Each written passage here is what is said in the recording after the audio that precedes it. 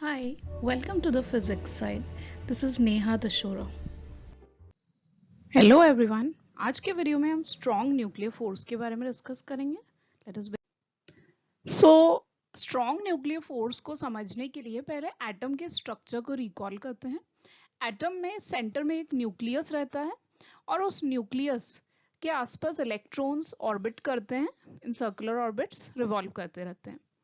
अभी ये है एटम का स्ट्रक्चर। अब ये जो न्यूक्लियस है इसको थोड़ा इलैबोरेट करके देखते हैं।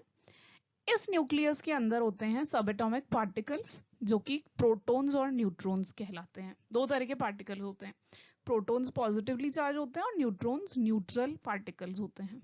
ठीक है, यहाँ पर व्हाइट जो पार्टिकल्स दिख रहे हैं वो प्रोटॉन्स हैं और रेड कलर के पार्टिकल्स जो हैं वो न्यूट्रॉन्स हैं। तो एक न्यूक्लियस के अंदर इस तरह से प्रोटॉन्स और न्यूट्रॉन्स प्रेजेंट रहते हैं। अब होता क्या है कि ये प्रोटॉन्स जो हैं ये तो पॉजिटिवली चार्ज है और हम जानते हैं कि सिमिलर चार्ज वाले पार्टिकल्स तो हमेशा एक दूसरे को रिपेल करते हैं। तो ये प्रोटॉन्स लगातार आपस में एक दूसरे के ऊपर रिपल्सिव इलेक्ट्रोस्टैटिक फोर्स लगाते रहते हैं। ठीक है, लेकिन फिर भी इतने स्मॉल रीजन में जो न्यूक्लियस कितना छोटा सा होता है, माइक्रोस्कोपिक रीजन है।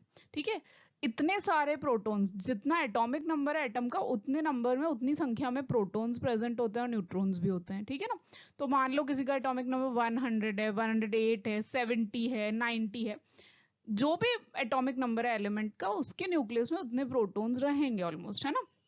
तो इतने सारे प्रोटॉन्स एक दूसरे को रिपेल कर रहे हैं और फिर भी इतने छोटे से रीजन में बाउंड है और उनके साथ साथ इतने सारे न्यूट्रॉन्स भी बाउंड हैं। इसका मतलब कोई ना कोई ऐसा फोर्स है जो उस रिपल्सिव फोर्स को ओवरकम करके इन सभी को इतने से रीजन में बाउंड करके इजीली रख रहा है और वही फोर्स स्ट्रॉन्ग न्यूक्लियर फोर्स कहलाता है। और ऑब्वियसली ये स्ट्रॉन्गेस्ट फोर्स है नेचर में, क्योंकि ये तो सारे फोर्सेस को ओवरकम कर पा रहा है और प्रोटॉन्स और न्यूट्रॉन्स को न्यूक्लियस में बाइंड करके रखता है। ठीक है, साथ ही एक शॉर्ट रेंज फोर्स है क्योंकि इसकी रेंज सिर्फ न्यूक्लियस के अंदर ही होती है, लेकिन यही वो फोर्स है जो न्यूक्लियस को स्टेबल बना के रखता है। जो स्ट्रॉन्ग न्यूक्लियर फोर्स है वो चार्ज पर डिपेंड नहीं करता, वो प्रोटॉन प्रोटॉन और प्रोटॉन न्यूट्रॉन के बीच में इक्वली एक्ट करता है और इक्वली बाइंड करके उनको रखता है, लेकिन ये short range. Thank you for watching. Please don't forget to subscribe.